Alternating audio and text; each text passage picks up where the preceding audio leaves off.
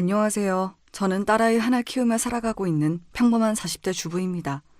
하나 있는 아이임에도 불구하고 막 사춘기에 접어든 아이인지라 손 갈 곳이 한두 군데가 아닌 탓에 아주 바쁘게 살고 있는 서툰 엄마이기도 하죠.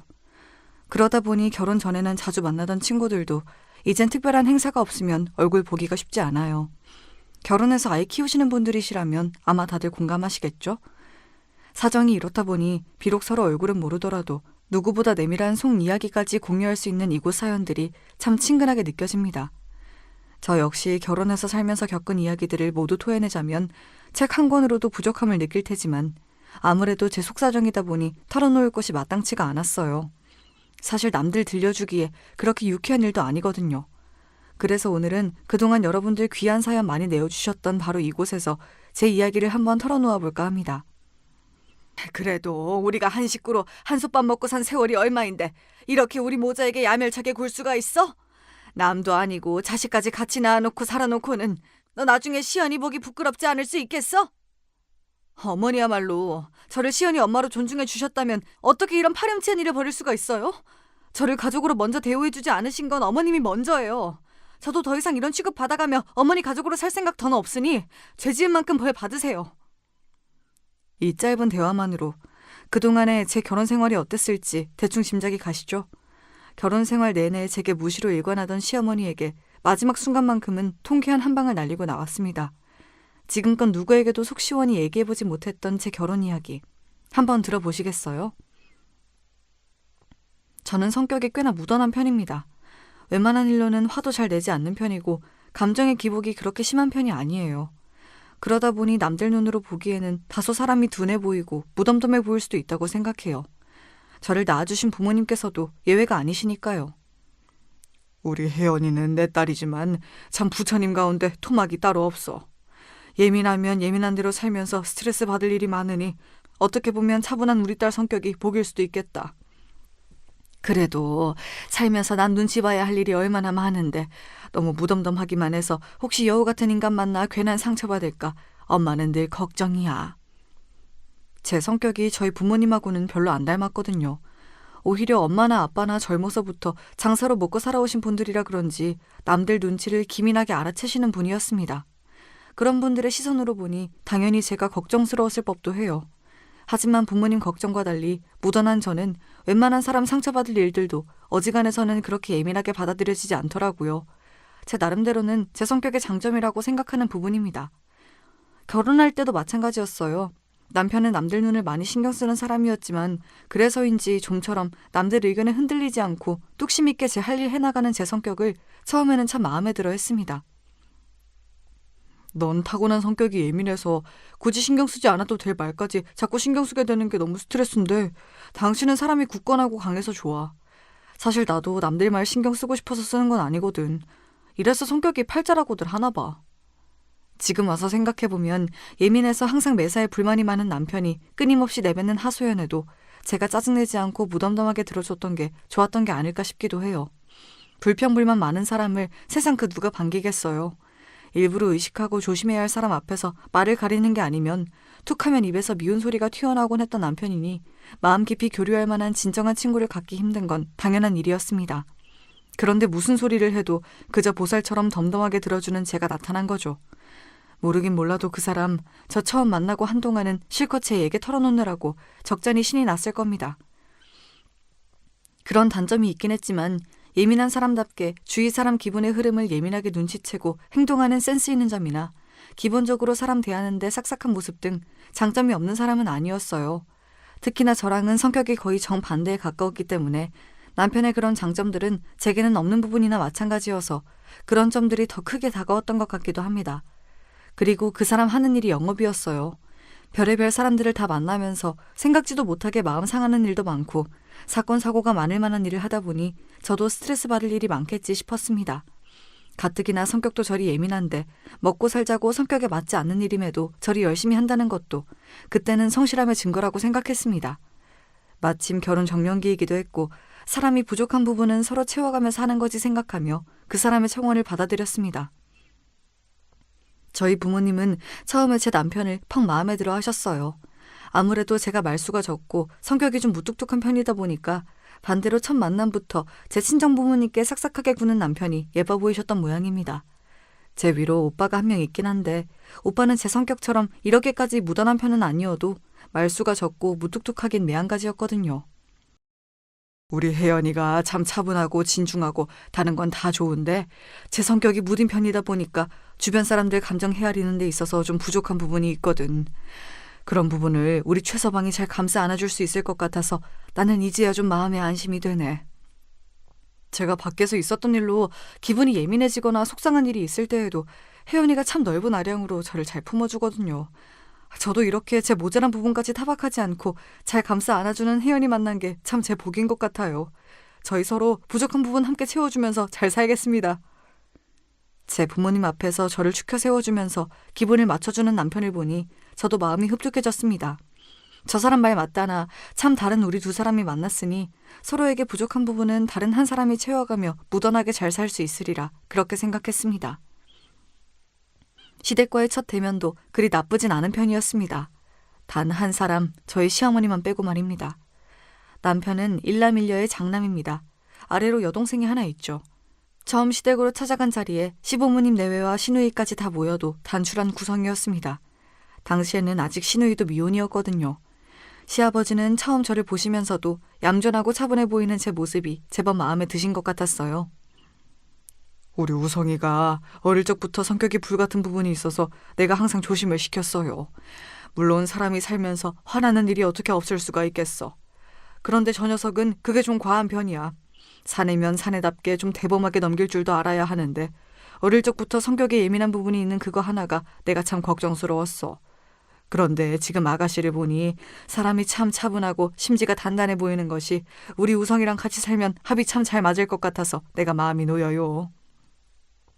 세월은 공으로 먹는 게 아닌 모양인지 처음 만나는 자리에서부터 제 성격이 아버님 눈에 고스란히 드러난 모양이었습니다. 사실 아버님이 생각하신 제 성격만큼은 그대로 맞아떨어진 게 맞긴 하지만요.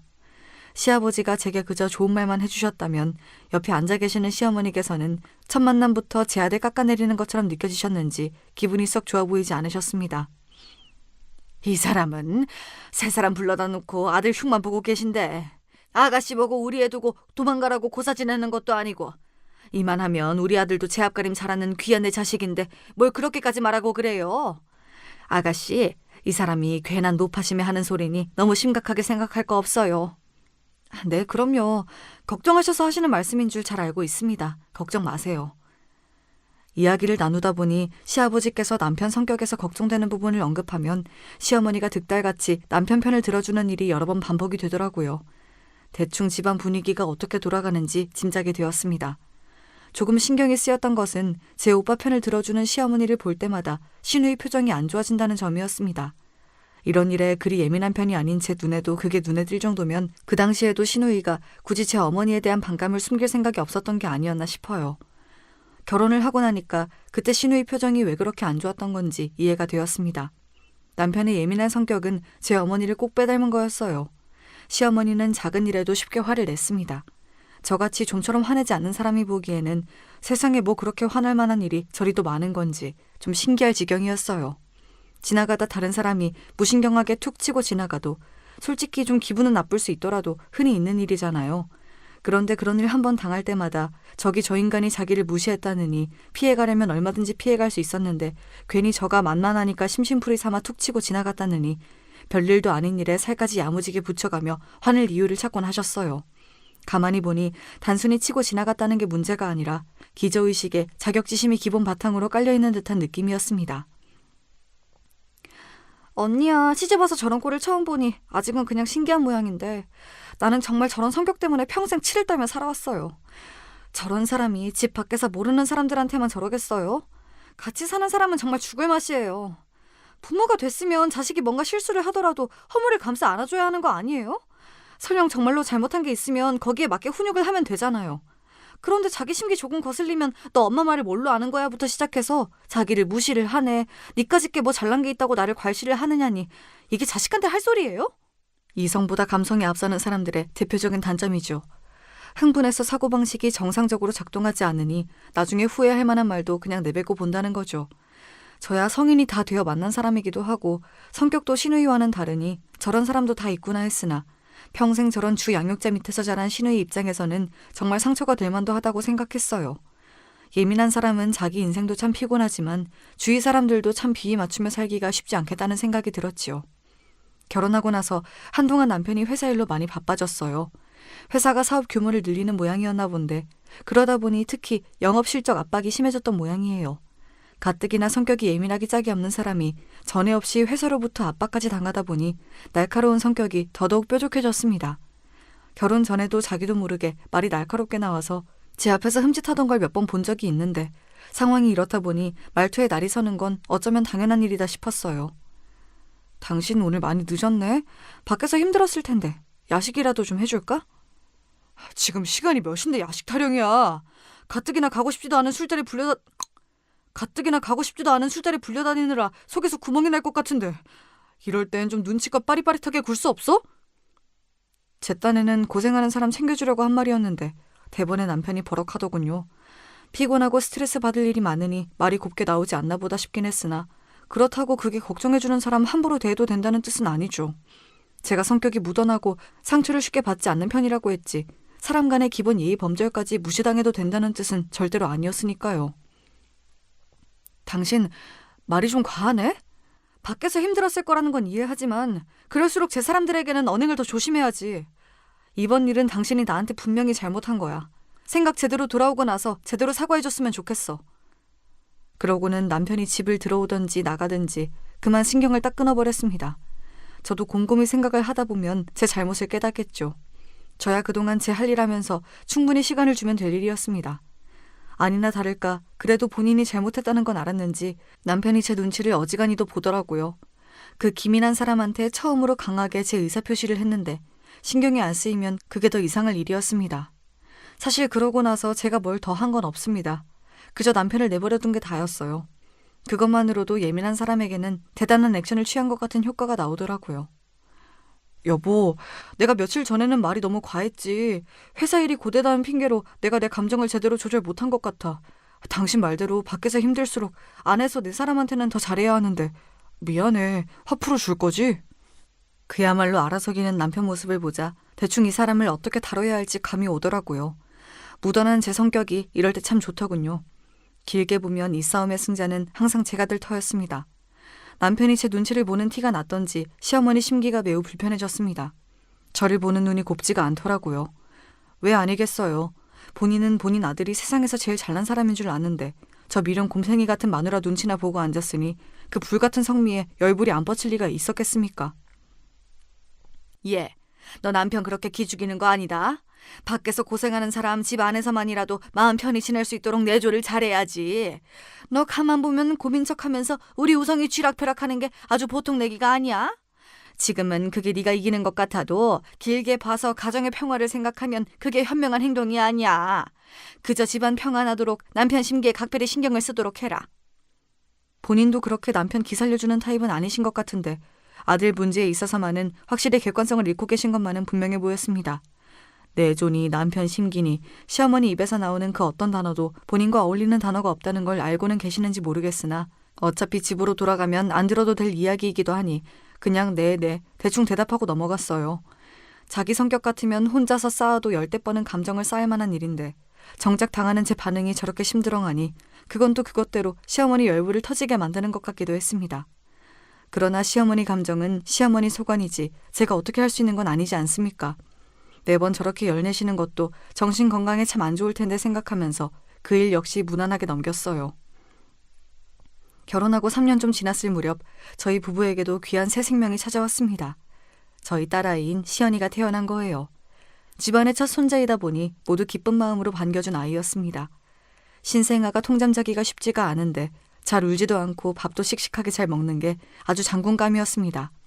시댁에서 보기에도 저희 친정에서 보기에도 예민한 남편 쪽보다는 무던한 제 쪽을 많이 닮은 아이였어요. 솔직히 다행이다 싶었습니다. 남편의 뾰족한 성격의 단점을 그 즈음에는 너무 많이 알고 있기도 했지만 옆에서 지켜보다 보니까 그런 성미 가진 사람들은 무엇보다 자기 스스로가 참 피곤해지더라고요. 제 성격이 좀 답답하게 느껴질 수도 있겠으나 이 성격 가지고 평생 살아보니 그러고 사는 저는 크게 상처받을 일도 없고 사는 게 나쁘지 않았거든요. 아이 입장을 생각해봐도 그 편이 낫지 싶었습니다. 바라 맞이한던 첫 아이를 품에 안았으니 남편이라고 기쁘지 않을 리가 없었죠. 남편이 눈에 넣어도 아프지 않을 정도로 우리 시연이를 사랑한다는 것 자체는 의심의 여지가 없었습니다. 그런데 사랑으로도 극복이 안 되는 문제도 있더라고요. 여보, 내가 아이 대할 때에는 일관적인 태도로 대해야 한다고 몇 번을 말해. 자기 기분 좋을 때는 세상 둘도 없는 사람처럼 잘해주다가 자기 밖에서 기분 나쁜 일 있거나 조금만 심기 거슬려도 애 앞에서 팩 짜증이나 내고. 그게 아이 정서에 얼마나 안 좋은지 내가 수도 없이 말해줬지 않아? 우리 시연이도 방금까지 웃고 장난치던 아빠가 갑자기 자기 기분 안 좋다고 인상 찌푸리고 말도 함부로 하면 얼마나 혼란스럽겠어? 안 그러려고 해도 자기 아빠 앞에서 자꾸 눈치 볼 수밖에 없지 않겠어? 당신 밖에 나가서 눈치 보면서 사는 거 정말 지긋지긋하다며. 그러면서 정작 자기 자식은 집에서 당신 눈치나 보게 만들 거야? 성격이라는 건 정말 무서운 거더라고요. 가만 보면 남편이 제 말을 이해 못하는 눈치는 절대로 아닌데 제 성질머리 이기는 게 그렇게나 힘이 든 모양이었습니다. 남편 혼자만 생각하면 안타까울 일이나 남편의 그런 태도는 정말이지 아이 교육에 좋지 않았습니다. 그래도 아이가 뭔 모를 때에는 그저 아빠가 좋아서 쫄래쫄래 따라다녔지만 저한테도 눈치라는 게 생긴 이후부터는 슬그머니 아빠를 피하기 시작한 시연이었어요. 알아, 나도 노력하고 있어. 근데 사람 마음이 어디 마음먹은 대로 다 되면 세상에 성인군자 아닌 사람이 어디 있겠어. 나도 오죽하면 이러겠어? 그럴수록 엄마인 당신이 더 노력하면 되잖아. 그러는 게 부부 아니야? 처음 몇 번은 노력하는 신용이라도 해보려던 남편이 이러한 상황이 계속 반복되자 이제는 적반하장으로 나오기 시작했습니다. 하기야 좋은 말도 3번이면 지겹다는데 듣기 싫은 소리 반복해서 듣는 기분이 좋을 리는 없었습니다. 하지만 저도 부모가 되었으면 할 도리는 해야죠. 다른 건 무던하게 넘겨줄 수 있는 문제라고 해도 아이가 상처받을지도 모르는 일을 그냥 지나가는 건 결코 있을 수 없는 일이었습니다. 다른 건 몰라도 우리 시연이 마음 다치는 꼴은 절대로 두고 보지 않을 거야. 당신 그렇게 당신 성질 못 이길 것 같으면 그럴 땐 차라리 집에 들어오지 마. 밖에 나가서 풀 거 다 풀고 애한테 아빠로서 제대로 대할 수 있을 때 그때 마음 갈무리하고 집으로 들어와. 나 이것만큼은 절대 양보 못하니까 그런 줄 알아. 정말로 이 문제만큼은 손톱만큼도 져줄 생각이 없었습니다. 당연한 거 아닙니까? 본인 성질머리가 그러면 애 앞에서 더 조심을 할 생각을 해야지. 그걸 어떻게 제 자식 앞에서도 그대로 팩 성질 부릴 생각을 하고 있어요? 그건 부모로서 절대 안 될 말이었죠. 그렇게 쫓겨났다고도 아니라고도 하기 애매한 때에 그 사람이 갈 만한 데가 어디 있겠어요. 결국은 또 제 모친한테 갔겠지요. 성격 똑 닮은 모자이니 서로 제욕하다 보면 시간은 잘 갈 터였습니다. 가뜩이나 본인이 살살 긁어도 넘어올 기미가 없는 저였는데 제 귀한 아들까지 내쳤다고 하니 시어머니가 또 파르륵거리더군요. 너 이제 하다 내 아들을 집에서 쫓아내기까지 하니? 네가 지금 그 정도로 살 수 있는 게 다 누구 덕분인데? 내 아들이 제 몸 갈아가며 뼈 빠지게 벌어다 먹여서 편하게 살고 있으면 받들어 모셔도 모자랄 판에. 이래서 집안에 사람이 잘 들어와야 해. 애초에 좀 있는 자식 며느리로 들였으면 우리 우성이 이렇게 고생할 일도 없이 팔자 피고 잘 살았을걸. 아이고 내 팔자야. 애초에 있는 집 자식이 어머니 아들 같은 사람 뭘 보고 결혼식이나 했겠어요. 하지만 그 말까지 했다간 괜히 또 긁어부스러 만들 것 같아 잠자코 있었습니다. 자기는 길길이 날뛰고 있는데 또 저는 평소처럼 평온한 얼굴을 하고 있자 시어머니 우라통이 터진 모양이었습니다. 예, 너 지금 시어미가 말을 하는데 태도가 그게 뭐야? 너 정말 내가 그렇게 우스워? 내 아들도 쫓아내더니 이젠 시어미 말도 말같이 들리지가 않는다는 거야 뭐야? 저러다 혈압 터져서 쓰러지는 건 아닐까 싶었습니다. 이번에도 대꾸 안 했다가는 더 큰 난리를 칠 것 같아 제가 차분히 입을 열었어요. 그렇다고 어머님께 한 소리 들었다고 제가 불손하게 굴면 어머니 심기가 얼마나 상하시겠어요. 시연아빠한테 그렇게 얘기한 건 아이 교육을 위해서 꼭 해야 할 말이었어요. 어머니도 시연이가 정서적으로 불안한 부분 없이 건강하게 잘 자라기를 바라시죠. 요즘 들어 애 아빠가 애한테 하는 태도가 너무한 부분이 많았어요. 길게 보면 결국은 우리 시연이를 위한 일이니까 어머니께서 아량을 보이셔서 조금 더 너그럽게 이해해 주세요. 말이 설명이지 솔직히 달래는 거나 다름없었어요. 다 맞는 말인데도 또 결국 본인이 진 것처럼 느껴졌는지 다시 소리를 지르려는 시어머니를 시아버지가 막아섰습니다.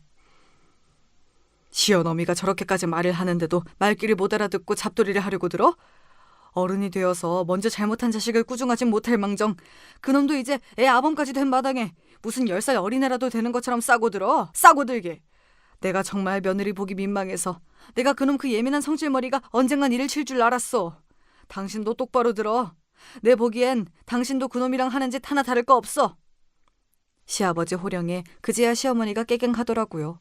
희한한 게 그래도 시아버지 말씀에는 맥을 못 추는 시어머니였어요. 하기야 그러지라도 않았다면 두 분이 진작 갈라서도 이상할 게 없긴 하죠. 제 딴엔 우리 시연이와 남편 사이가 나중에 돌이킬 수 없는 지경에 이르기 전에 아직 아이가 어릴 때 바로잡을 수 있는 부분은 바로잡고자 남편에게 쓴소리를 한 거였는데 그게 남편 심기를 거스른 모양이었습니다. 남들 보는 눈 신경 쓰는 남편답게 부인이 집에서 내친 것도 자존심이 상하는데 그걸 들은 자기 모친이 제게 한 소리 하는 것까지 아무렇지 않게 넘어간 저이니 그 성질머리에 부하가 치밀어 올랐던 모양입니다. 여보, 내가 당신한테 밖에서 감정 정리하고 들어오라는 건 그렇게 감정을 다스리고 집으로 잘 돌아와서 우리 시연이랑 잘 지내보라는 뜻이었지. 이렇게 당신 멋대로 마음대로 외박하라고 한 소리가 아니야. 이래도 불만이고 저래도 불만이면 도대체 뭘 어쩌라는 거야? 밖에서 힘든 일 있는 것도 한두 번이 아닌데 나라고 화내고 싶어서네? 이만하면 나도 할 만큼 하고 있는 건데 당신은 무슨 불만이 그렇게 많아? 비뚤어지려고 작정이라도 한 인간 같았습니다. 이래서 사람 고쳐 쓰는 게 아니라고 하는 건가 싶었어요. 무엇보다 저로서는 남편의 심리가 당최 이해가 가질 않았습니다. 그럼 앞으로도 이렇게 자기 성질 다스리기 힘들면 저랑 저희 딸 안 보고 살기라도 하겠다는 거예요, 뭐예요? 그렇게 남편이 밖으로 나도는 날들이 많아졌어요. 마음 들 곳이 없어지니 제가 갈 곳이라고는 결국 친정뿐이더라고요. 차마 친정 부모님 걱정시킬까봐 못하던 이야기를 받아주던 건 하나뿐인 오빠였습니다. 오빠, 내가 나 살기 바쁘다고 친정 문제에 너무 관심이 없었지.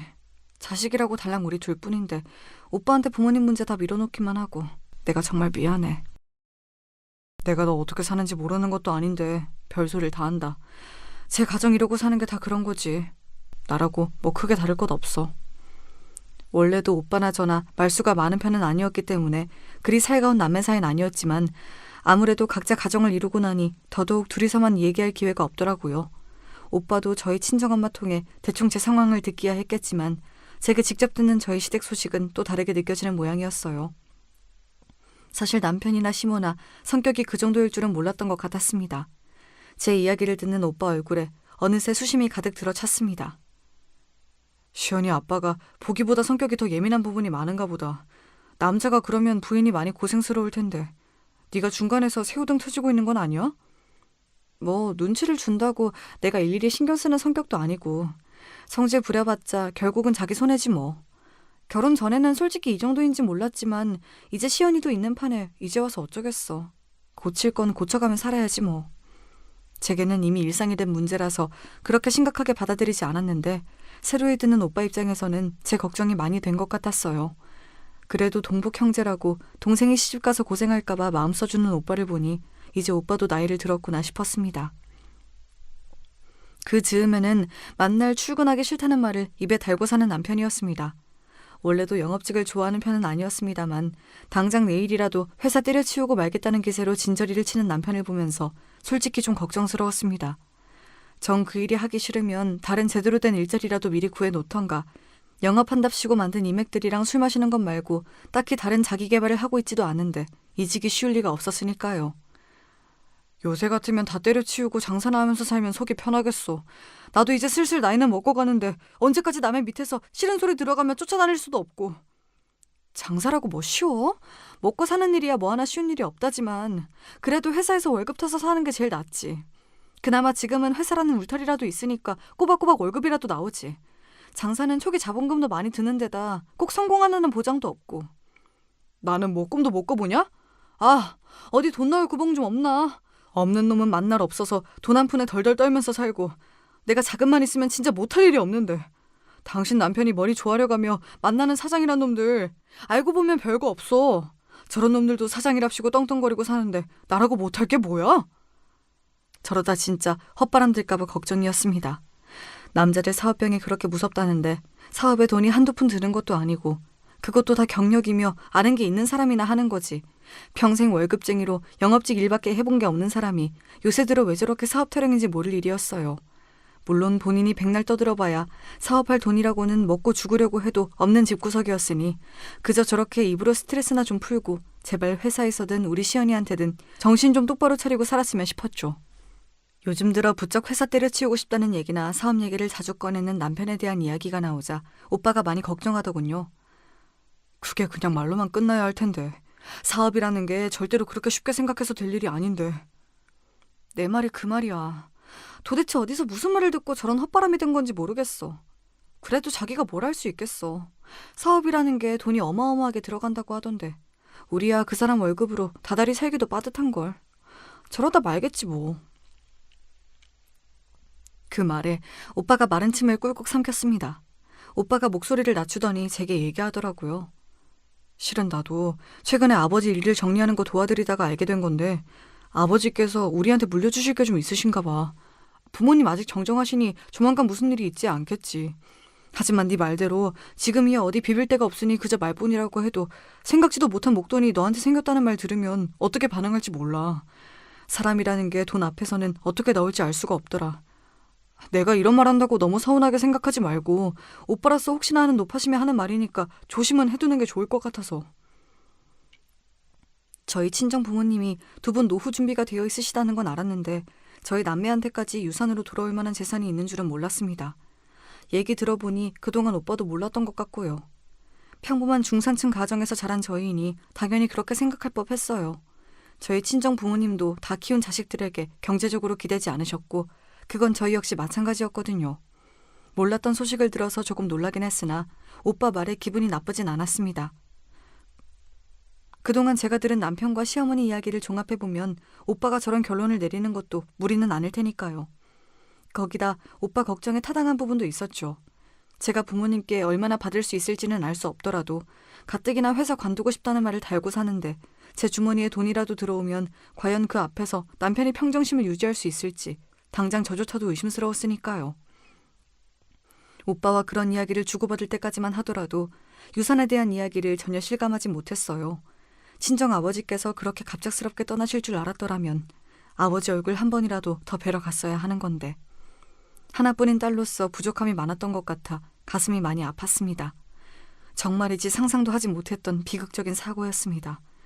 갑작스러운 아버지의 사고 소식에 온 친정 식구들이 슬픔에 잠겼으나 그래도 길게 고통받지 않으시고 일찍 편안해지신 거라고 생각하자며 미어지는 가슴을 부여잡고 애써 서로를 다독였습니다.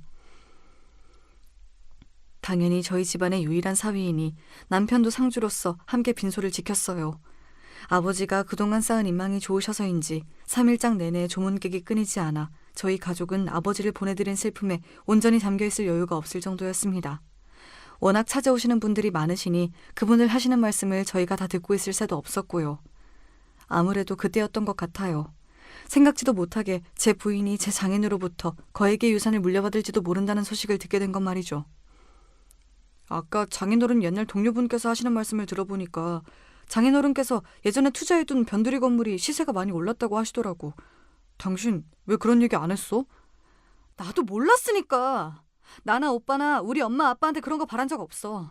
돈 얘기 중요하다는 거 나도 아는데 우리 아직 상중이야. 나중에 정리를 할 때 하더라도 아버지 가신 지도 얼마 안 됐는데 나 이런 얘기하는 거 불편해. 가뜩이나 장래 내내 거의 밤을 새다시피 해서 신경이 곤두서 있었는데 은근슬쩍 유산 욕심을 보이는 남편이 마뜩치 않아 말이 곱게 나가지 않더라고요. 본인 부모여도 상중에 나한테 저런 소리를 할까 싶어 솔직히 좀 실망스럽기도 했습니다. 어차피 받을 유산 며칠 늦게 물어본다고 어디 가는 것도 아닌데 꼭 이런 타이밍에 저렇게 눈치 없이 굴어야 하나 싶었죠. 평소에는 그렇게 남들 눈치를 살피면서 돈 욕심 때문에 그런 생각도 못하는 건지 아니면 할 필요도 없다고 생각하는 건지 하여튼 마음에 드는 게 하나도 없었어요. 오빠가 전에 걱정하면서 해주던 얘기도 생각나고 머릿속이 복잡해졌습니다. 그렇게 장례가 끝나고 본격적으로 유산에 관한 이야기가 나오게 되었어요. 전에 오빠한테 들었던 이야기도 있고 해서 일단 그 자리에 남편은 동석하지 않고 친정엄마와 저희 남매 둘이서 먼저 이야기를 시작했습니다. 너희 아버지 사고로 보상금이 나온 건 알고 있지? 돈이 아무 죄가 없다지만 솔직히 내가 그 돈 갖고 있고 싶지가 않구나. 나야 지금 사는 이 집도 있고 나 죽을 때까지는 모자라지 않을 만큼 그 사람이 생활비도 남겨줬고 너희한테 따로 얘기는 한 적 없는데 예전에 너희 아빠가 거래하던 사업체가 부도가 나는 바람에 현금 대신 부동산을 하나 받은 적이 있어. 그게 그 당시에는 워낙 총구석의 낡은 건물이라서 사실 돈 될 만한 건 아니었는데 우연찮게 그 주변에 리조트가 들어서게 되어서 생각지도 못하게 시세가 많이 올랐더라고. 우리가 다른 건 가진 게 없고 줄 거라고는 그거 하나뿐이라 이참에 보상금 나온 거랑 같이 너희들한테 나눠줄까 한다. 남편이 들었다던 얘기와 거의 비슷했습니다. 자식들도 모르는 이야기를 어른들끼리는 잘도 아시는구나 싶었습니다. 저희 남매가 그동안 부모님 재산이 관심이 없어도 너무 없기도 했고요. 그렇게 조용히 고개만 주걱거리던 저희 남매는 친정엄마가 말씀하신 유산 규모에 그만 입이 떡 벌어졌어요. 14억이요? 그래, 부동산 처분한 거랑 보상금 합치니 그 정도 되더구나. 상속세며 세금 다 뗀 금액이 그만큼이니까 너희 둘이 각각 7억 정도라고 생각하면 된다. 복잡한 건 너희 아버지 생전에 함께 처리를 했으니 니들이 달리 신경 쓸 건 없고. 예상보다 금액이 너무 컸습니다. 태어나서 구경도 해본 적 없는 큰 돈이었어요. 저희 부모님한테 그만한 돈이 있다고 생각도 해본 적이 없어서 정말 놀랐습니다. 그건 오빠도 마찬가지였어요. 돈이야 많으면 많을수록 좋은 거지만 아버지가 갑작스레 가시게 되어 받은 돈이라 생각하자 명구스럽기도 했습니다. 친정집을 나서면서도 아직도 정신을 못 차리고 있는데 오빠가 대뜸 제 어깨를 부여잡았습니다. 혜연아, 오빠가 했던 말 기억하고 있지? 대본에 무슨 뜻인지 알아들었어요. 오빠의 걱정이 현실이 되었으니 제게 당부의 말을 하는 것도 무리가 아니었습니다. 저는 마른 침을 꿀꺽 삼키고는 오빠에게 다부지게 고개를 끄덕였습니다. 그러고 며칠 고민을 하긴 했습니다만 그렇다고 언제까지 남편한테 아버지 유산 얘기를 하지 않을 수만은 없었습니다. 제 눈치만 살피고 있긴 했지만 은근히 유산에 대한 이야기에 이미 관심이 쏠려있던 남편이었어요.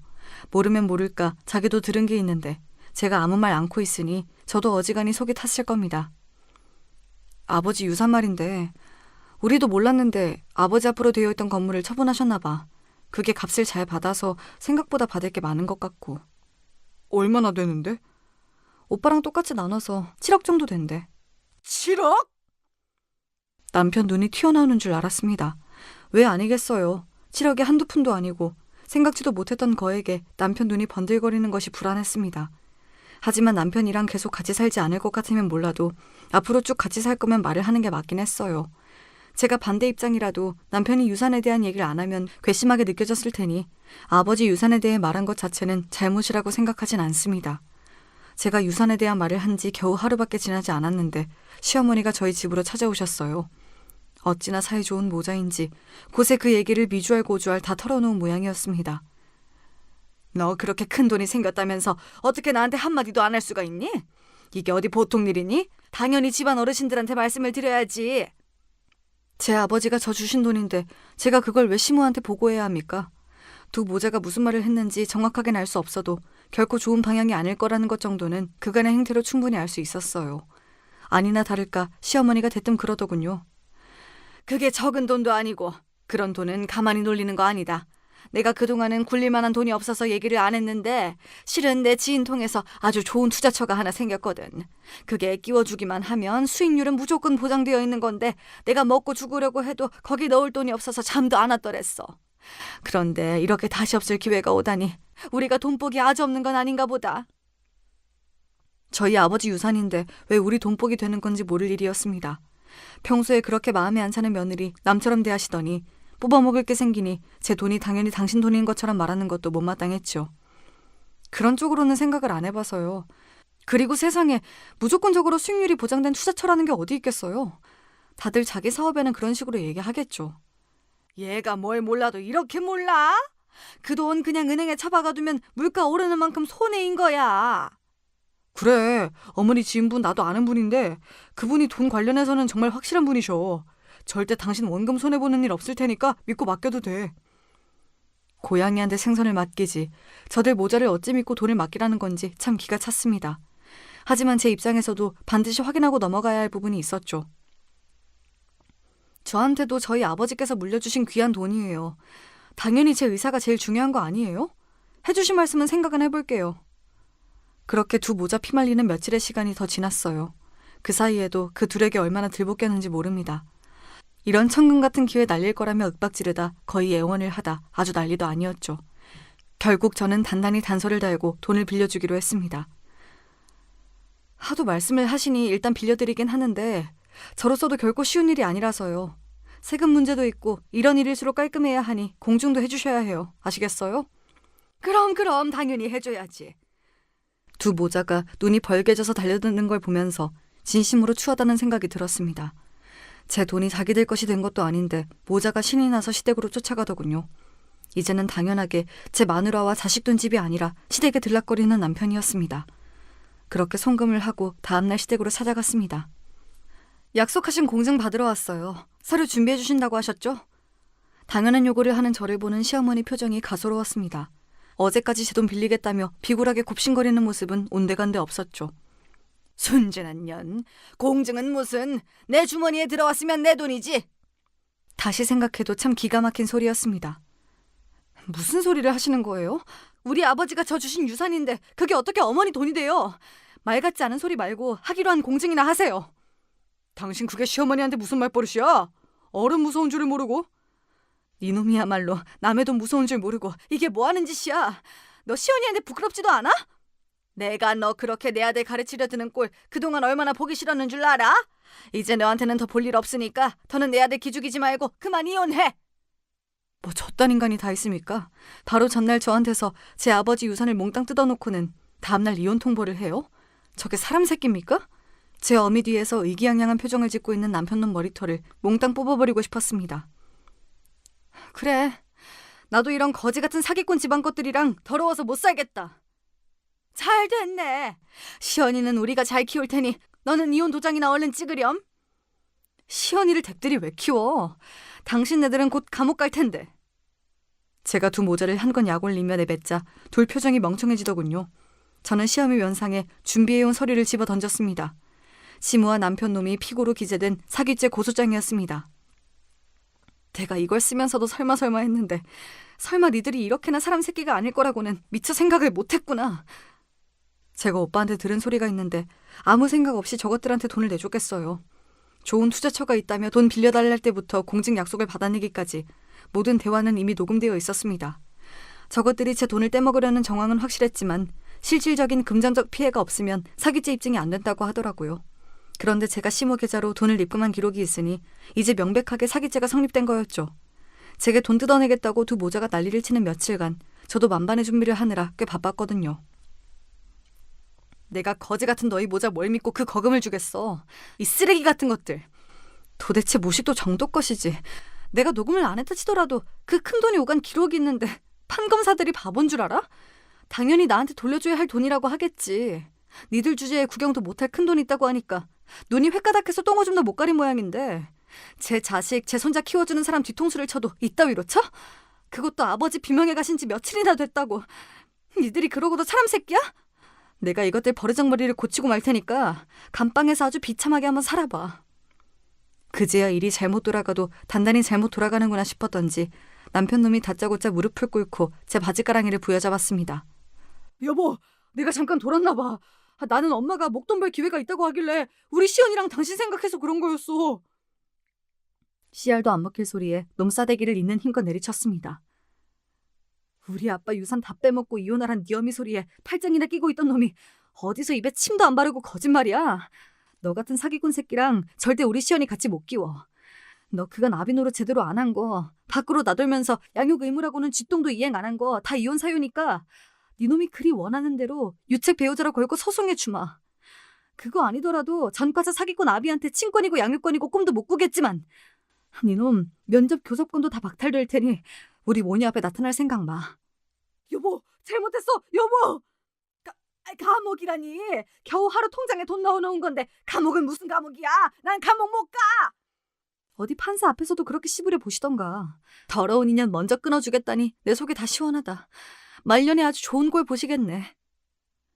제가 아무리 부처님 가운데 토막이라도 제 친정아버지 목숨까지 포함된 유산까지 가로채서 저를 기만하려 든 범죄자까지 용서해줄 수 있는 등신은 아니었습니다.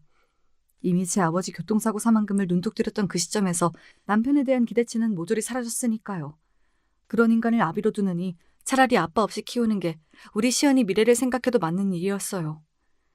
사기 피해 금액이 7억 원이나 되었으니 두 사람 죄질이 결코 가볍지 않았습니다.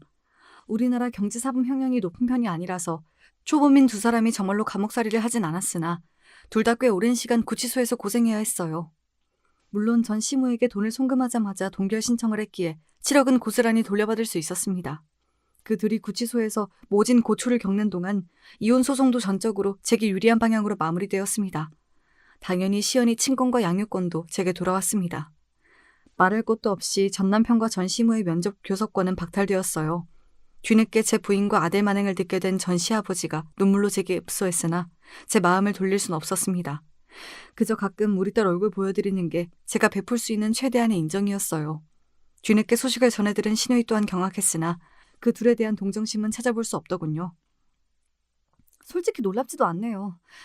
언니가 고생 많았어요. 이제 그런 거지 같은 인간들이랑 엮이지 말고 언니도 언니 인생 살아요. 그렇게 오래 구치소 신세를 졌는데 전과가 없다 한들 그 두 사람 남은 인생이 평탄할 리가 없었습니다. 전 남편은 직장에서 해고되었습니다. 그렇게 다니기 싫다고 연부를 외던 직장인이 뭐 잘된 일이네요. 전 시모야 더했죠. 아줌마들이 얼마나 소문에 민감한데 구치소 신세까지 진 노인네를 저들 사이에 끼워주겠어요. 집 밖에서 얼굴도 들고 다니지 못하니 집구석에 처박혀 폐인처럼 산다는 소식은 전해 들었습니다. 제게 경고를 하면서도 설마 동생이 이렇게 참담한 일까지 겪게 될 줄은 몰랐던지 잘못한 거 하나 없는 저희 친정오빠가 제 얼굴을 못 보더라고요. 오빠 아니면 정말 험한 일을 당할 뻔했다며 그저 고맙다고 서로를 다독여 주었어요. 친정엄마도 괘씸한 전남편 모자의 행태에 분기탱찬하셨으나 그런 인간 쓰레기들 딸과 손녀 앞에서 치워버린 것만으로도 잘했다며 제 이혼을 전적으로 지지해 주셨습니다. 그렇게 전남편과의 인연은 완전히 끝이 났어요. 어떻게 제 자식 키우는 사람을 상대로 철천지 원수에게도 못할 그런 극악무도한 행동을 벌인 건지 지금으로서도 이해가 되지 않습니다. 이제 완전히 남이니 그런 인간을 이해하고 말고도 할 것 없지만요. 아이를 불안하게 만들던 아비가 곁에 없어서인지 시연이도 정서적으로 빠르게 안정을 찾아갔습니다. 항상 제 엄마를 첫 번째로 생각해주는 사랑스러운 엄마 껌딱지 딸이에요. 그래, 나한테는 우리 시연이만 있으면 된다. 그 마음으로 두 모녀가 오순도순 살아가고 있습니다. 그렇게 오늘도 저희 두 사람의 소중한 하루하루가 쌓여가고 있어요. 결국 파국으로 끝난 저의 결혼 생활 이야기는 이쯤에서 마무리할까 합니다. 속 이야기를 다 털어놓고 나니 조금 가벼워진 것도 같네요. 누구에게도 쉽게 말할 수 없었던 이야기 끝까지 함께 해주신 여러분 정말 감사합니다.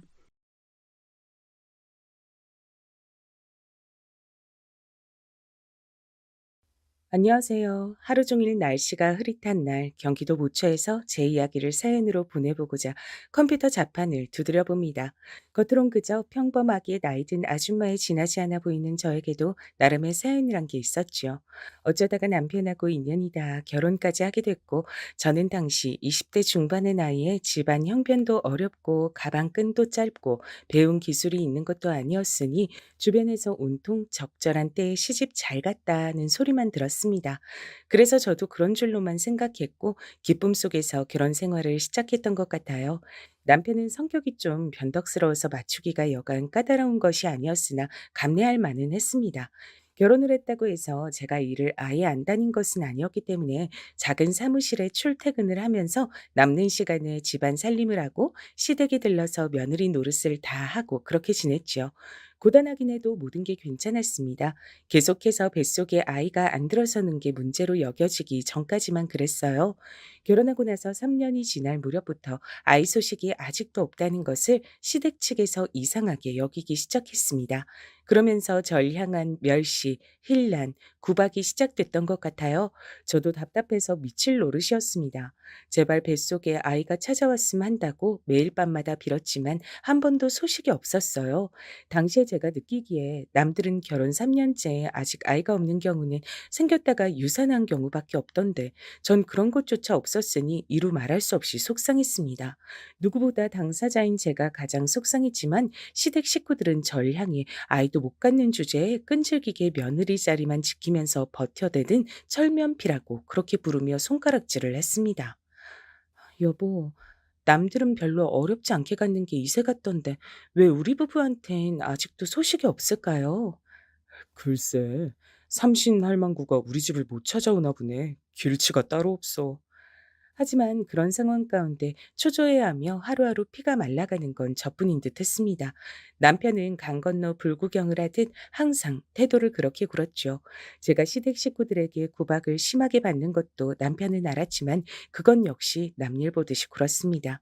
그렇기나 부부간에 유대감이 없는 남자였는데 전 그런 것도 당시에 고려하지 못하고 그저 제가 떨어지지 않기 위해선 꼭 붙잡아야 할 유일한 생명줄인 것 마냥 남편을 그렇게 여겼던 것 같아요. 남편에게 하소연을 하면서도 정작 따지진 못하고 시댁 식구들 앞에서 할 말 한 번 제대로 해본 적 없고 그런 시간만 보내다가 결혼 5년을 채웠습니다. 도저히 안 되겠다. 하등 쓸모없는 걸 언제까지 참아주고 기다려줘야 돼? 우리 아들 곁에서 이젠 떨어져라. 어머님, 그 말씀은 이혼을 하라는 건가요? 어떻게 저한테 이러실 수가 있으세요? 그간 제가 얼마나 군소리 한 번 안 하고 어머님 말씀 따르면서 별별 종노릇까지 다 했는데 그걸 뻔히 아시면서 어떻게 이러세요? 종노릇이라니? 너 어디 가서 말 조심해. 누가 보면 내가 며느리 잡아먹는 시어머니인 줄 알겠다. 나같이 인내심 좋고 생각 깊은 사람이 또 어디 있다고. 그런 황당한 오해받는 건 상상만 해도 억울해. 어휴, 넌 그냥 입이나 꼭 다물고 우리 아들하고 이혼해. 나도 귀한 아들한테 이혼 딱지 붙여주기 싫은 엄마인데 네가 애 하나 못 가지는 몸이니 뭘 어쩌겠어. 그간 똥 밟았다 생각하고 이제라도 우리 아들한테 옳은 짝을 붙여다 줘야지. 하여간 넌 쓸데없는 소리 하고 다니지 말고 입 꼭 닫고 이혼만 해주면 돼. 어려운 거 아니잖니? 결혼하고 5년 동안 아이 소식이 없었을 때 시어머니로부터 그런 소리를 들었습니다. 이혼하고 몸만 달랑 나가달란 통보였죠. 남편의 재혼에 걸림돌이 되면 안 되니까 이혼하면서 입을 가만히 닥치고 꺼져달란 요구까지 함께였습니다. 그런 걸 요구할 거라면 적어도 대가는 있어야 했던 거 아닐까요? 제가 얼마나 우스운 존재로 비춰졌으면 10원 한 장 내미는 법이 없었을까요? 그간 눈칫밥을 지독하게 먹어오면서 어떻게든 버티고 살려고 했던 저의 부단한 모든 노력들이 사실은 아무 의미도 없는 것이었다는 판결문이 내려진 것 같아서 너무 비참했습니다. 시어머니께서 말씀하시길 남편도 이미 저와 이혼하는 것에 긍정적으로 동의를 했다고 하셨어요. 거기까지 듣고 나자 견딜 수가 없어진 전 극심한 스트레스 때문이었는지 복통을 호소하며 쓰러졌습니다. 전 병원에서 눈을 떴고 의외의 사실을 알게 됐어요.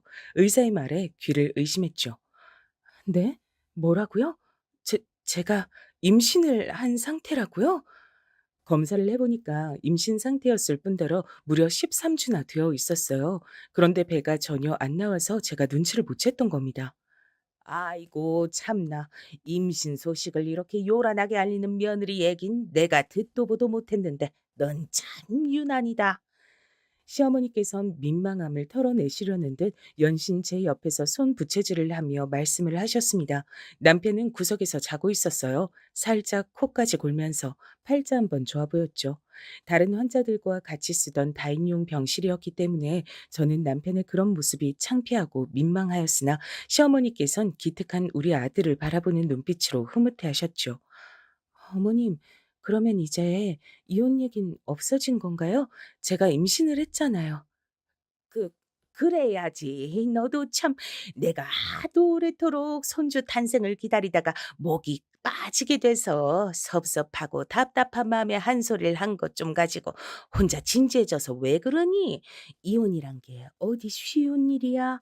그냥 한 번 해본 소리나 마찬가지였어. 네? 저는 충격받아서 쓰러지기까지 했는데 자칫 잘못했으면 뱃속의 아이도 잃을 뻔한 복통이었는데 어머님께선 그냥 해본 소리였다고요? 그러길래 누가 그렇게 심약하래? 그래가지고선 애 낳기나 하겠어? 뱃속 아이가 무사히 태어나나 안 태어나나 내가 그것도 가만 두고 봐야겠구나. 그리고 이왕이면 꼭 나한테 손자를 안겨줬으면 한다. 손녀 말고 손자. 알았지? 시어머니께선 짜증을 내시며 나가버리셨죠. 그리고 이튿날 제가 태어날 때까지 와보지 않으셨습니다. 와서 하는 것 없이 자기나 하던 남편은 정작 제가 태어날 때 일이 바쁘다면서 와주질 않았네요. 그래도 저는 뱃속에 아이가 있어서 더 이상 외롭다는 생각은 들지 않았어요. 생명이 제 안에서 자리를 잡았다는 것 자체로도 놀라운 기적이더라고요. 아직 얼굴을 보지도 못했는데 벌써부터 든든했고 의지가 됐습니다. 이 세상 유일무이한 제 분신이 저의 뱃속에 들어있다는 게 믿어지지 않았고 너무 늦게 알아차려서 미안한 마음뿐이었어요. 몇 주 후 검진차 찾아간 병원에선 뱃속 아이의 성별을 넌지시 알려줬습니다. 우회적인 표현이었지만 바로 알아들을 수 있었죠. 어때? 오늘은 성별 구분이 된다고 하든 다녀온 병원에서 뭐래? 아들이래? 아들이라고 하지?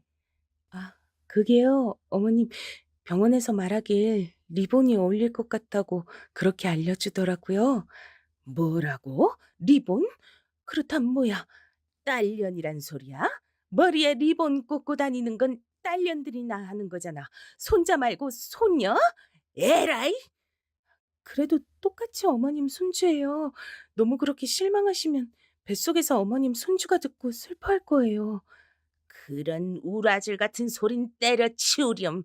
나 실망시키고 싶지 않았음. 네가 아들을 임신했어야지. 그토록 오래 기다렸다가 아이를 품었으면서 기껏해야 딸년이어서 되겠어? 너도 참 너다. 시어머니 앞에서 더 아무 말도 못하고 입을 힘주어 닫고 주먹을 꽉 쥔 채로 돌아서야만 했던 게 당시의 제 모습이었죠. 시어머니만 떠올리면 머리가 아프다 못해서 터질 것만 같았습니다. 가슴은 뻐근하고 쓰라리고 갑갑했지요. 소위 화병이라고 불리는 것이었어요. 저는 화병을 시어머니 때문에 걸렸습니다. 임신한 몸으로 화병까지 앓자니 정말 죽은 맛이었는데 남편이란 놈은 일말에 도움도 안 됐어요. 저를 버티게 한 건 단지 부풀어 오르는 배 안에 든 소중한 생명이었습니다. 출산하면서도 저는 하마터면 죽을 뻔했어요. 출혈량이 엄청났다고 하더라고요. 출산 직후부터 의식이 날아갔다가 꼬박 사흘 만에 눈을 떴습니다. 사람이 죽다 살아났는데도 안 죽을 줄 알았다, 살았음 됐지 정도의 반응이나 보이던 시댁 식구들과 남편, 그 누구도 저를 위해 눈물 한 방울 흘려주지 않았더라고요. 하지만 세상에 태어나서 손가락을 꼬물거리던 귀여운 제 아기를 본 순간 온갖 부정적인 감정이 다 날아가는 듯한 기분이 들었습니다. 제 딸 수정이는 존재만으로도 절 힘나게 하는 아이였습니다. 아들이 아니면 뭐 어떤가 싶었어요. 저도 어차피 딸로 태어나 살아본 적밖에 없었으니 같은 여자로서 수정이와 잘 통하는 모녀 관계가 될 것 같았습니다. 애지중지 길렀어요. 절 향해 배시시 미소를 짓는 수정이를 보면 세상의 모든 근심이 씻겨 내려가는 듯 했습니다. 그리고 수정이는 아기 때의 얼굴이 친탁을 한 외모였어요. 시어머니께서 의심의 여지 없이 당신의 친손녀라고 인정하실 수밖에 없었을 정도였습니다. 얼굴이 시댁 식구들과 완전히 똑같은 계열이었거든요. 그 덕분에 시어머니께선 농담으로라도 수정이가 당신의 친손녀가 아닐지도 모른다는 가설을 제기하지 못하셨습니다. 이래서 시도둑은 못한다는 말이 나왔나 보더라고요. 얼굴은 신기할 정도로 친탁을 했지만 그 외에는 전부 그렇지 않았어요. 수정이는 그 어느 쪽도 닮지 않았고 자기만의 독자적인 성향을 구축해가는 아이였습니다. 수정이가 초등학생 때부터 이미 제가 심적으로 의지를 많이 했으니 얼마나 똑부러지고 영민한 아이였는지 두말할 필요도 없겠지요. 전 시어머니께서 수정이에게 이런 말씀을 하셨던 순간이 두고두고 안 잊혀져요. 예, 수정아. 넌 동생 안 갖고 싶으니? 남동생이 있으면 좋을 것 같지? 할미 생각은 그런데 우리 수정이 남동생 안 갖고 싶을까? 제 쪽을 힐끗 눈짓하면서 그러셨어요. 제가 둘째를, 그러니까 아들을 못 낳고 있다는 것을 비난하시고 눈치를 주고 싶으셔서 시어머니께서 그렇게 구시는 것이었는데 여느 때처럼 저는 화병으로 타들어가는 속만 붙잡으며 애써 외면을 했건만 수정이는 똘망똘망한 눈빛과 목소리로 이렇게 대답을 하더군요. 안 가지고 싶어요. 수정이 얘가 왜 이럴까? 넌 그러면 평생 동생이 안 생기고 너 혼자여도 괜찮단 소리야? 네, 동생 없어도 괜찮아요. 할머니는 안 괜찮으신 거예요? 이 할민 당연히 안 괜찮지. 수정아, 집안에 원래 딸만 있으면 안 되는 법이야. 아들도 있어야지. 너 혼자 이렇게 외동딸로 계속 자라면 우리 집안은 어떡하라고. 우리 집안의 대가 끊길 수도 있어. 되는 남자가 있는 법인데. 그니까 얼른 아들이 생겨야 좋은 거다. 이 할미가 우리 수정이한테 얼마나 남동생을 만들어주고 싶은지 몰라. 네 엄마가 협조를 안 해줘서 그렇지. 할머니, 그러면 할머니가 낳으세요. 우리 엄마한테 남동생 낳으라고 하지 마시고 할머니가 낳으시면 되잖아요. 수업 시간에 선생님이 그랬는데 원래 필요하다고 직접 말을 한 사람이 행동하고 실천을 해야 맞는 거래요. 그게 바로 솔선수범이라 그랬어요. 저 잘 배워왔죠? 시어머니께선 귀가 터질 듯 붉게 달아오른 채였고 전 놀란 가슴이 미친 듯이 뛰고 있었습니다. 어른들을 놀라게 만든 제 딸 수정이는 정작 태연자약하기만 했죠. 수정이 때문에 저는 놀라는 일의 연속이어서 심장이 남아나질 않았는데 그러면서도 한편으로는 속이 어느 정도 시원해졌던 게 사실이었어요. 화병으로 뭉친 것들이 때마다 풀리는 감각이었습니다. 수정이가 자랄수록 영특해져서 도저히 당신께서 이겨먹을 수가 없자 시어머니께선 이 점을 몹시 분하게 여기셨어요. 도대체 애 교육을 어떻게 시키는 거야? 네가 애한테 나만 보면 비꼬고 놀려먹으라고 지시를 내린 거 아니야? 애를 단단히 그런 식으로 잘못 교육시켜 놓은 거 아니냐고? 어머님, 매번 저한테 애 교육 문제로 이렇게 말씀을 주셔봤자 소용이 없어요. 수정이는 워낙 애가 알아서 잘하기 때문에 제가 건드릴 것도 없고요. 제가 어린 자식한테 뭐 자기 할머니한테 대들라고 가르칠 이유도 없습니다. 그럼 네가 시킨 것도 아닌데 매번 애가 저렇게 나만 보면 어떻게든 날 이겨먹고 내 혼을 쏙 빼놓는다는 게 말이나 돼? 애가 타고나길 저런 거라고? 그렇다면 필시 널 닮아서 저런 것이겠구나. 네가 날 원망하니까 애가 그 점을 빼닮은 채로 태어난 게야. 너랑 반박이니까 당연히 네 책임이지. 저는 어머님께 이만하면 순종적인 며느리로 살아왔다고 생각하는데 아이가 절 닮았다니요. 그건 말도 안 되는 억측이세요. 애가 널 안 닮았음. 그럼 누굴 닮아서 저러는 건데? 설마 우리 아들? 에이, 그건 아니지. 우리 아들은 말주변이 썩 대단치도 않은데. 팔이 한없이 안으로 굽어도 차마 당신의 아들을 똑똑한 달변가라고 포장하시기엔 무리였나 봐요. 시어머니께선 수정이의 청산 유수가 남편은 닮아서 그런 건 절대 아닌 것 같다고 당정 지으셨습니다. 그리곤 끝내 애가 돌연변이 같다고 하셨죠. 시어머니 입장에선 갈수록 통제가 어려워지는 말썽쟁이 돌연변이 수정이가 저에겐 기쁨과 웃음만 안겨주는 존재였어요. 수정아, 자꾸 할머니 곤란하게 만들면 안 돼. 알았지? 왜? 할머니는 엄마를 항상 곤란하게 만들잖아. 그래서 할머니가 무슨 말을 하면 엄마가 곤란한 표정을 짓잖아. 근데 나는 왜 할머니 곤란하게 만들면 안 돼? 그 그건 아무튼 안 돼. 할머니는 집안의 최고 어른이시잖아. 최고 어른이면 모범을 보여야 하는 거 아니야? 책에서 봤는데 윗물이 맑아야 아랫물도 맑은 거래? 저는 어렸을 적에 농담으로라도 똑똑하단 소리를 못 들어본 아이였거든요. 아둔했죠. 착하단 소리는 많이 들어봤지만요. 세미도 약했고 집안 형편 때문에 학교도 대충 다녔다 보니까 글자도 늦게 익혔습니다. 그랬던 저였기에 제가 낳은 딸이지만 너무나도 신기했어요. 이런 영특하다 못해 발칙하게 느껴지는 생명체를 제가 낳았다는 게 믿어지질 않았답니다. 그런 생각으로 멍해진 저의 얼굴을 똑바로 바라보며 수정이가 쐐기를 박았었죠. 아무래도 할머니 맑은 물이 아니고 썩은 물인 것 같아. 그 소리를 듣는데 저도 모르게 웃음이 막 나왔습니다. 소리를 내서 크게 웃어버렸어요. 일방적으로 시달리며 분명한 가불관계 속에 을로지내며 그렇게 보내온 지난 시간들을 제 딸 수정이가 후련하게 보상해 주는 것만 같았습니다. 답답한 자기 엄마를 대신해서 수정이는 언제든 앞으로 나서는 아이였습니다. 마치 하늘에서 절 위에 내려준 천군 만마 같았지요. 멋대가리, 인정머리 하나 없을지라도 남편이랍시고 옆에 착실히 끼고 살았건만 그런 저의 헌신에게 배신을 선사하고서 남편이 바람을 피웠을 적에도 수정이는 철저히 제 편이었습니다. 수정이가 아니었다면 전 억울해서 화병이 폭발하고 말았을 거예요. 남편이 바람을 부인하면서 되려 저를 몰아갔었거든요. 립스틱 자국에 이어서 여자 향수 냄새를 묻혀오더니 이번엔 와이셔츠 안에 웬 여자 머리카락이에요? 여보, 바람 아니라면서요. 아무리 정신을 빼고 살아도 다른 여자랑 붙어먹을 만큼 막장은 아니라면서요. 스스로 그랬잖아요. 처자식 두고 바람을 피울 정도로 최악의 인간은 아니라고. 직접 그런 소리 해놓고서 어떻게 이런 추잡한 증거를 떡하니 묻혀와요? 내가 그렇게 우스운 바보 천치로 보여요? 당신 요즘 갱년기인지 뭐 그런 거야? 나이가 들수록 왜 이렇게 사람이 예민해지고 포악해지고 눈에 뵈는 게 없는 것처럼 굴어? 난 대체 왜 셔츠 안에 그런 긴 머리카락이 들어갔는지 모르겠고 난 결백하니까 그렇게나 혼자서 날 바람 피운 놈으로 몰아가고 싶어서 망상하고 싶다면 어디 마음껏 해봐. 그런다고 해서 내 결백함이 사라지는 건 아니니까. 당신은 혼자 망상 실컷 하면 돼. 그런 거 참다가 정신병원 가는 것보단 낫지. 안 그래? 정신병원? 여보, 어떻게 바람을 피운 사람의 입에서 망상이란 소리가 나올 수 있어요? 나한테 조금도 미안하지도 않나 봐. 당신이 그러고도 자식을 둔 애아빠라고 할 수 있어? 의부증 환자가 따로 없네. 제발 정신 좀 차려.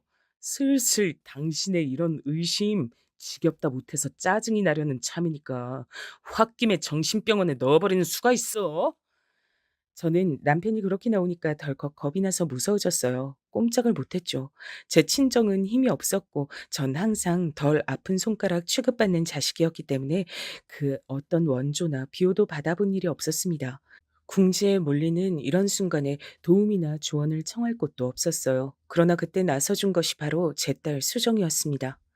아빠, 그렇게 발뺌하셔도 소용없어요. 사실 엄마하고 저 이미 다 알고 있어요. 아빠가 상습적으로 바람 피우신 거. 왜냐면 엄마가 심부름센터에 일을 맡겨서 아빠 뒷조사에 들어갔었거든요.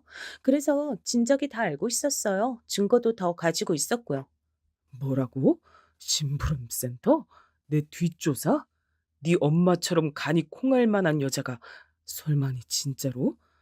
수정이의 거짓말에 제가 깜짝 놀라고 있는데 남편은 더 놀라서 뒤집어지려고 하더군요. 그때 눈이 마주친 수정이가 저한테 얼른 윙크를 보내왔습니다. 그래서 전 그런 게 아니라는 말도 못하고 우물쭈물하고 있었어요. 그런데 남편이 다 이실직고를 한 겁니다. 오라, 그래. 진작 알고 있었단 거지? 그래 놓고서 일부러 날 가만히 지켜본 거야? 내 입으로 실토하길 기다리면서? 맞아. 당신이 아는 그대로야. 그 여자들하고 내가 돌아가면서 3년 넘게 바람 피웠어. 근데 진지한 감정인 것도 아니었지만 당신은 이런 것 하나도 이해를 못 해줘? 어디서 여자가 건방지게 심부름센터 같은 걸 이용할 생각을 해? 3년 넘게 바람을? 한 명도 아니고 여럿하고? 예상은 했지만 훨씬 더 추잡한 사람이었구나.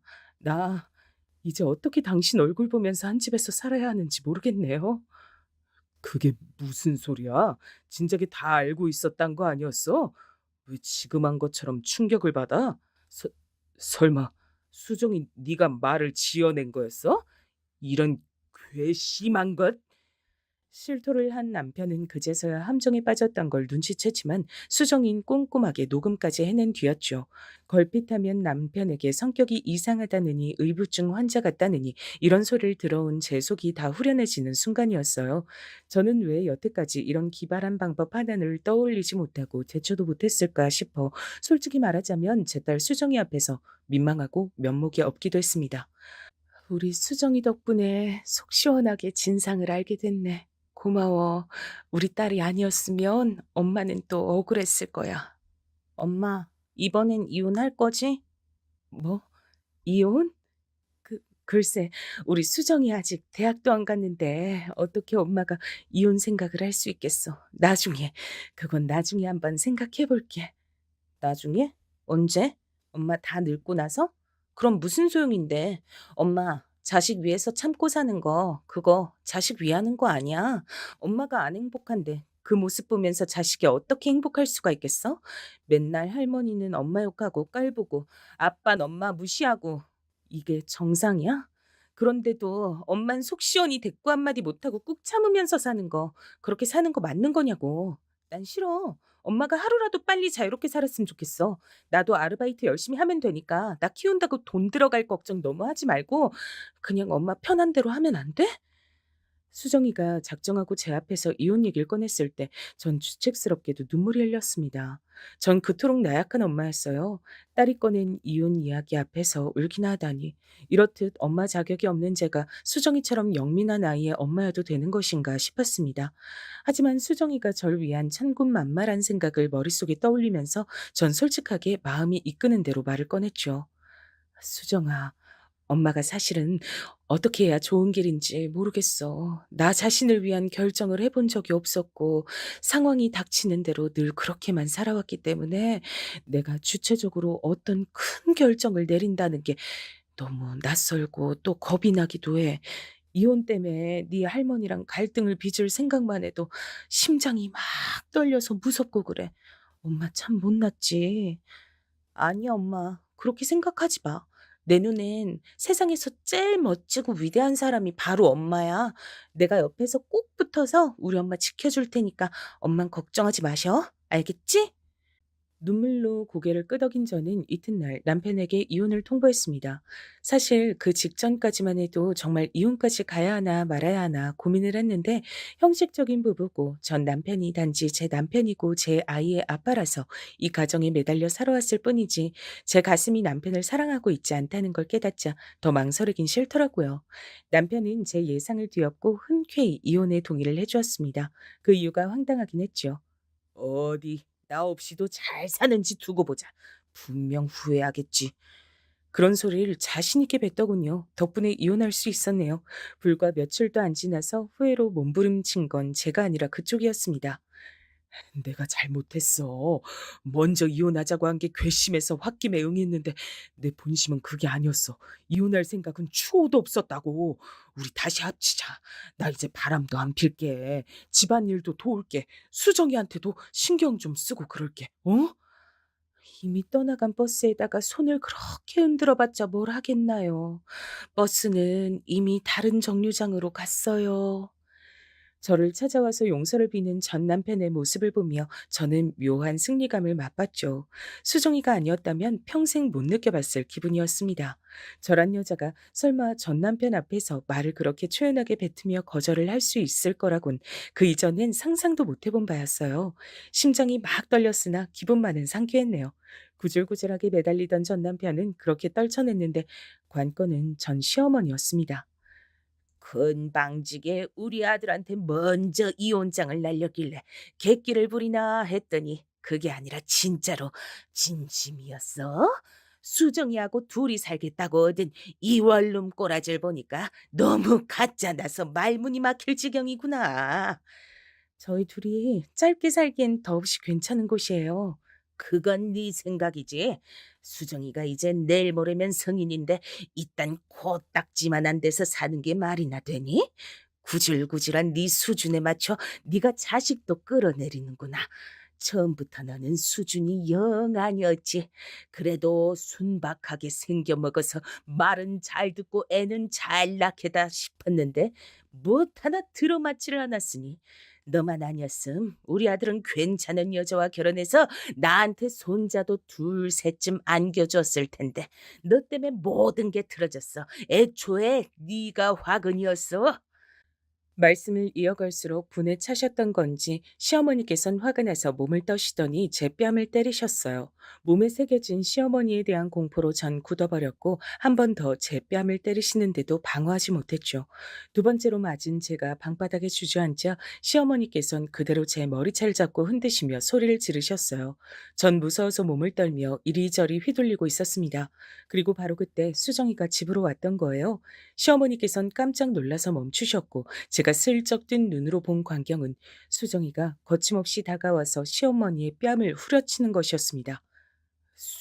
수정아, 네가 어떻게 이 할미의 뺨을...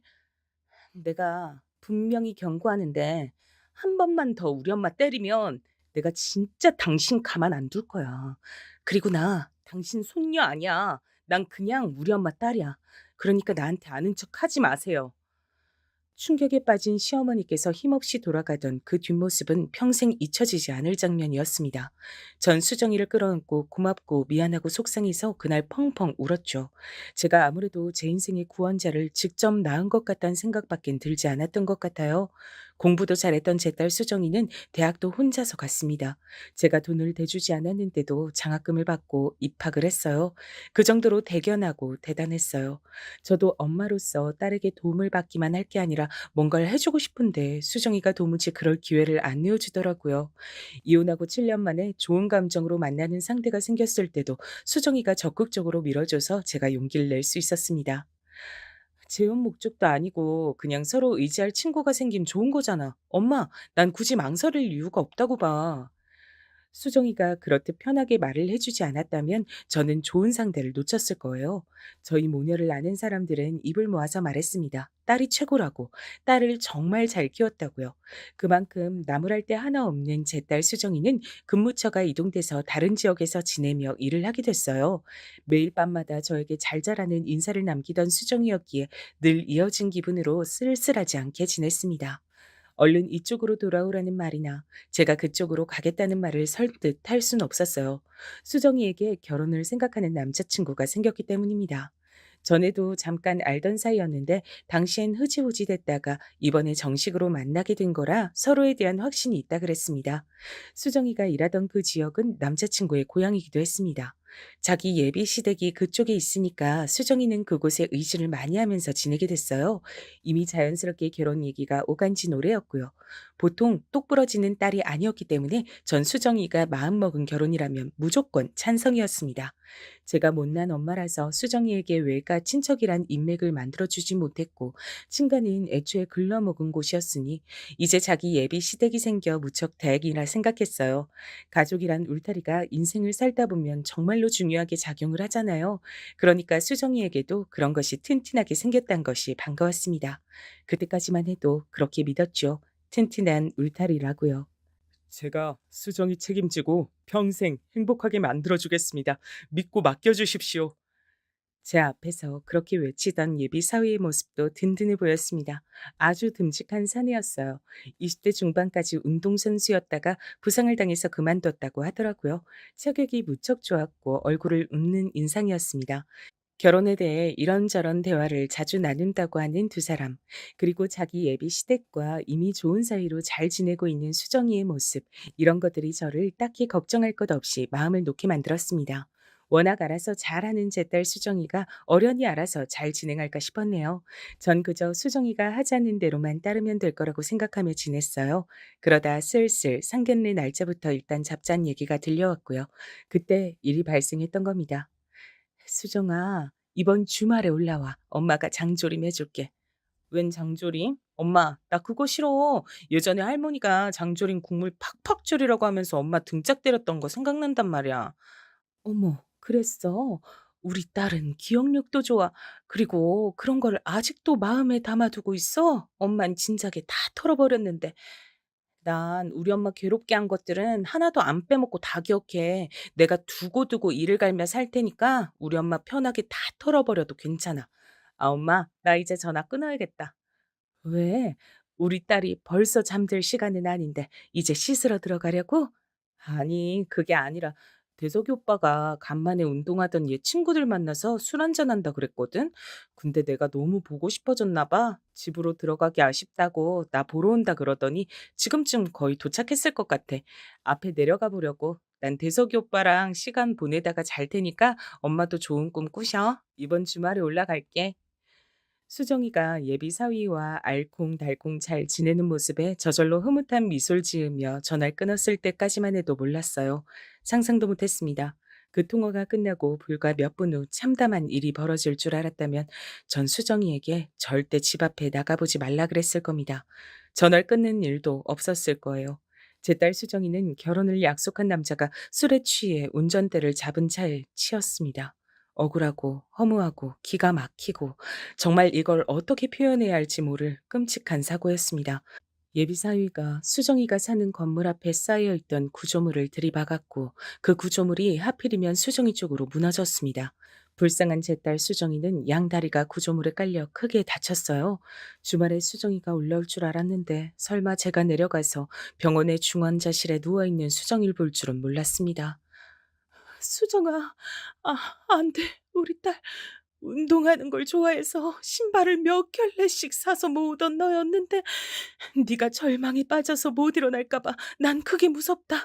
수정아, 불쌍한 우리 딸 어떡하면 좋아?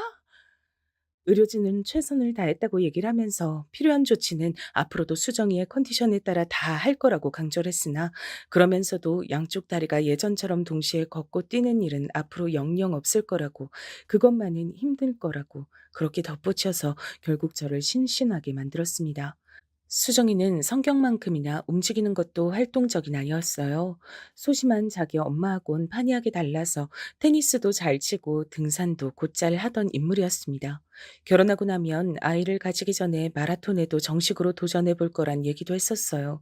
그런 수정이의 제잘거림을 전 다 기억하고 있는데 제 딸의 두 다리가 이제 영원히 동시에 움직이는 모습을 볼 수 없게 됐다는 것이 믿어지지가 않았습니다. 끔찍해도 너무 끔찍했어요. 수정이가 눈을 뜨는 순간이 오는 것조차 두려웠습니다. 죄송합니다.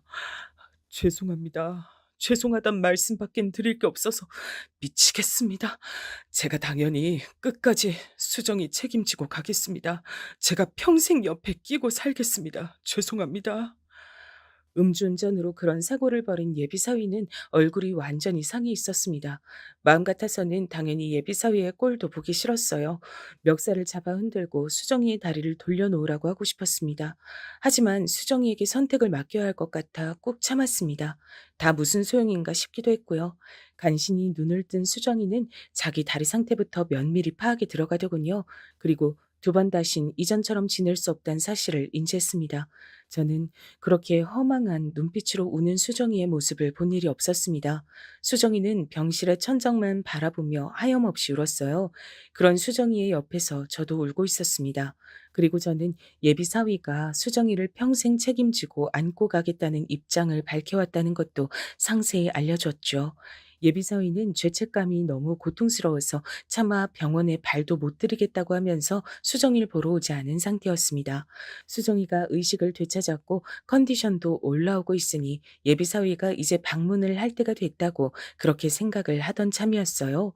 수정이의 예비 시댁, 그러니까 저에겐 예비 사돈댁 사람들이 오더니 미친 소리를 늘어놨습니다. 죄송합니다. 수정이 너무나도 영특하고 좋은 아이예요. 저희도 잘 알아요. 하지만 자식 새끼가 우선입니다. 이런 결혼으로 우리 아들 발목을 잡게 할 순 없어요. 결혼은 없던 일로 했음 합니다. 저기, 이보세요. 제 딸은 한쪽 발목이 으스러졌는데 발목을 잡지 말란 소리를 어떻게 하시나요, 지금? 제가 옳게 들은 건지 헷갈릴 지경이네요. 설마 이렇게나 양심 없는 집안이라고는 생각하지 않겠습니다. 저희 가족을 욕하고 손가락질 하셔도 할 말 없어요. 하지만 우리 아들 앞길 위해서라면 그 어떤 욕을 먹더라도 감수할 수 있습니다. 저도 수정이가 너무 안 됐고 미안하지만 어쩔 수 없는 건 어쩔 수 없는 거예요. 우리 아들보다 우선일 수는 없어요. 죄송합니다. 우리 아들이 멀쩡한 사람과 새로 인연 맺고 잘 살 수 있도록 그렇게 해주고 싶어요. 저는 예비 사돈댁 입에서 나온 우리 아들이란 말을 듣자마자 절 피마르게 만들었던 전 시어머니 그분이 떠올라서 머리가 어지러웠습니다. 역겨운 기분이 들어서 당장이라도 헛구역질을 하고 싶은 걸 꾹 참고 간신히 입을 열었어요. 우리 불쌍한 수정이, 제 딸, 그쪽 잘난 아들께서 술 처먹고 운전만 하지 않았어도 이런 일 당하지 않았을 거예요. 그런 억울한 사고로 한쪽 다리는 완전히 제 기능을 상실하게 된 지 이제 2주일도 채 안 지났습니다. 그런데 제 앞에 와서 어떻게 그런 소리를 하세요? 사람이라면 그러시면 안 되죠. 그럴 순 없는 거죠.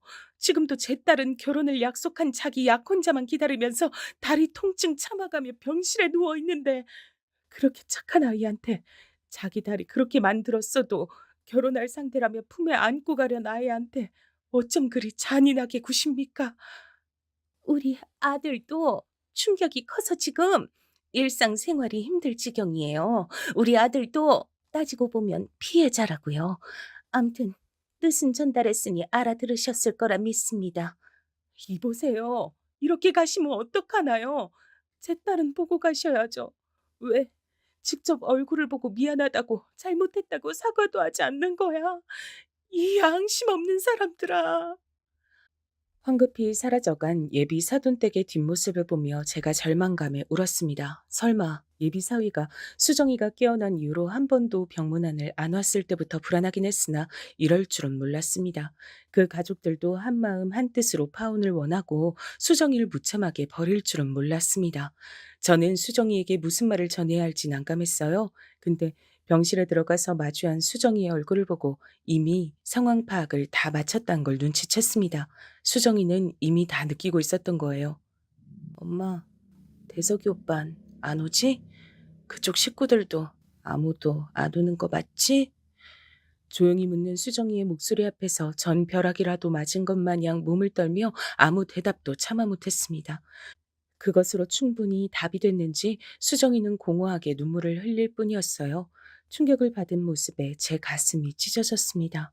자기 예비 시댁이라 생각해서 수정이가 그 집에 자주 연락을 하고 과일도 사가고 빵도 사가고 이런저런 얘기를 다 나누고 재산 얘기도 하고 그랬다는데 이미 며느리라 다름 없었는데 어떻게 이런 잔인한 배신을 당한단 말입니까? 사고의 원흉이 그쪽에 있음에도 다리가 불편한 며느리는 맞기 싫다는 그 집안 사람들의 이기심이 한없이 역겹게 느껴졌습니다. 치사하고 비겁한 예비 사위는 얼굴도 비추지 않았어요. 바로 그 점이 늘 당당하고 자신감이 넘쳤던 수정이의 고개를 떨구도록 만든 것 같았습니다. 결혼을 바라보던 남자에게서 설마 그렇게까지 외면을 받을 줄은 몰랐던 거예요. 아픈 다리를 붙잡고 눈물을 흘리는 수정이의 모습을 보며 전 결심했습니다. 엄마가 되어가지고서 늘 딸에게 받기만 해왔는데 이제야 제가 진정으로 나설 때인 듯 싶었어요. 제가 나서서 제 딸 수정이를 위해 행동할 때였습니다. 수정아, 이제 그만 울자. 네 눈물이 아까워, 응? 나도 울기 싫어. 근데 눈물이 나오는 걸 어떡해. 내 자신이 너무 바보 같아.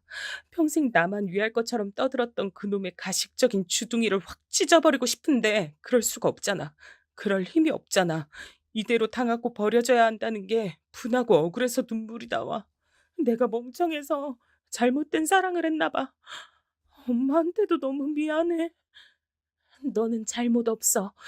잘못은 그쪽에서 한 거야. 수정아, 조금만 기다려. 엄마가 반드시 복수해 줄게. 제품에 안겨 엉엉 웃는 동안 수정이는 제 말이 진담인지 몰랐습니다. 하지만 전 이튿날 곧장 실행에 들어갔어요. 예전에 수정이가 제 전남편을 향해서 심부름 센터란 걸 운운했던 때가 기억났습니다. 그래서 사람들을 고용하기로 했어요. 바람잡이 역할 해줄 사람들이 필요한데 이런 것도 해줄 수 있나요? 술자리를 좋아하는 어떤 남자 곁에 가서 부추기는 게 중요한 일이에요. 보수는 원하시는 만큼 맞춰드리겠습니다. 제 하나뿐인 딸의 복수예요. 꼭 성공해야 합니다. 사랑하는 사람을 위해서 움직일 때는 아무 망설임도 뒤따르지 않는다는 걸 전 깨달았습니다. 제가 원하는 상황을 유도하고 만들어줄 인력들을 구하는 동안 전 복수심에 불타올랐을 뿐 조금도 그만둬야겠다는 생각이 들지 않았거든요. 예비사위는 수정이에게 너무 미안해서 병문안도 못 오겠고 얼굴도 못 붙이겠다고 하더니 자기 가족들 뒤로 숨어서 파혼을 통보하고 친구들을 만나고 멀쩡히 일도 다니고 심지어 술자리도 가지면서 너무나도 잘 지내고 있었습니다. 그 근황에 헛웃음부터 났죠. 수정이는 다리 통증 때문에 잠도 제대로 못 자고 있는데 그리고 그보다 더한 마음의 통증으로 힘들어하고 있는데 가해자만 행복한 세상이 참으로 부조리하다 느꼈습니다. 직접 나서지 않으면 처단이 안 되겠더군요. 술자리를 워낙 좋아하는 예비사위의 성격을 이용해 바람잡이들을 고용했어요. 일부러 예비사위에게 비싼 술을 한턱 쏘는 것처럼 상황을 만들었습니다. 예비사위는 난데없이 옆 테이블 사람들이 자기한테 비싼 양주를 쏘니까 이게 웬 떡이고 행운이냐 싶어서 앞뒤 가리지 않고 신나게 마셔댔고요. 비싼 양주는 도수도 높았습니다. 술에 기분 좋게 취한 예비사위는 술자리에서 이런 소리도 떠들었다고 해요. 나 때문에 창창한 앞길 박살이 난 어느 불쌍한 여자를 위해 건배. 내가 한 여자의 인생을 나락으로 떨어뜨린 진짜 상남자 중에 상남자라 이겁니다. 진짜 백이 남자라면 여자 인생 망쳐놓은 걸 훈장으로 생각하고 어깨에 힘 주면서 살아야죠. 전달받은 녹음본으로 그 소리도 들었는데 피가 거꾸로 솟더군요. 그래서 더욱 후회가 되지 않았어요.